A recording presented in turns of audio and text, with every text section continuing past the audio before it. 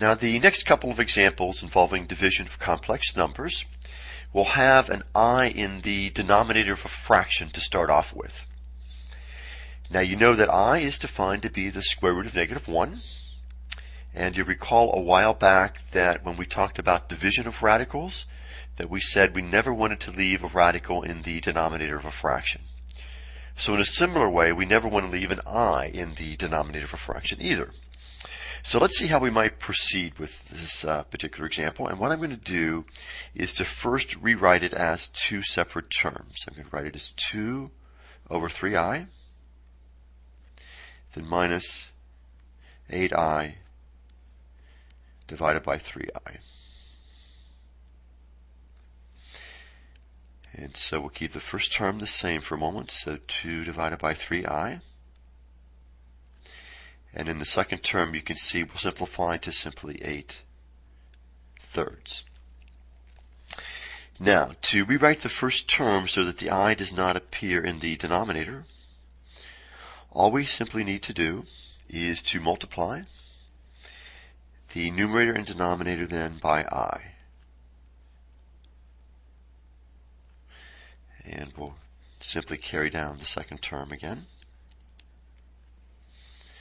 So what we'll have now will be 2i divided by 3i squared, then minus 8/3. And we know that I squared is -1, so we have then 3 times -1 in the denominator, then minus 8/3. And so we have then 2i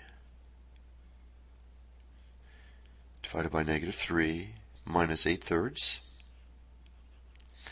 And now what we'll do is put this into a plus bi form, which means we would like the real part first. So our final answer then will be -8/3 minus 2/3 times I.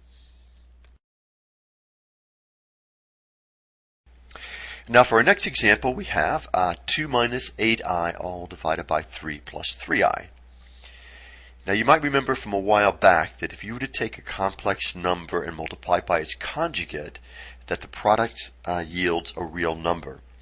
So that's what we need to do in this case to eliminate the I in the denominator. We're going to multiply the top and bottom here by the conjugate of what we have in the denominator. So we're multiplying 3 minus 3i all over 3 minus 3i. Now you notice what we have here is simply a form of 1, so we're not changing the value of the fraction, simply its form. So now if we carry out this multiplication, we will have the numerator, I think you can see, using the FOIL method, 6 minus 6i minus 24i, and then plus 24 I squared.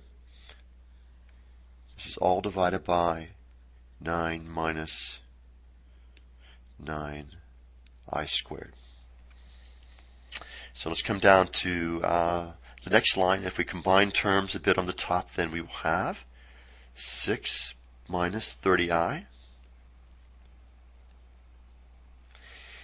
And we know that I squared is -1, so we'll have then plus 24 times -1. And in the denominator we have 9 minus 9 times -1. And so simplifying a bit more in the numerator, we have then 6 minus 30i. And the last term then will become minus 24. And in the denominator, that will produce then 9 plus 9. So now again, coming down to the next line, if we combine the 6 minus the 24, that will produce then -18. So we have -18 minus 30i all divided by 18. And now we'll rewrite this as two separate terms leading towards the a plus bi form that we know we need to have the final answer in. So the negative 18 all over 18, then minus 30i divided by 18. So simplifying each term, then we will have negative 1 minus 5/3 I as our final answer, and you can see that that would be in a plus bi form.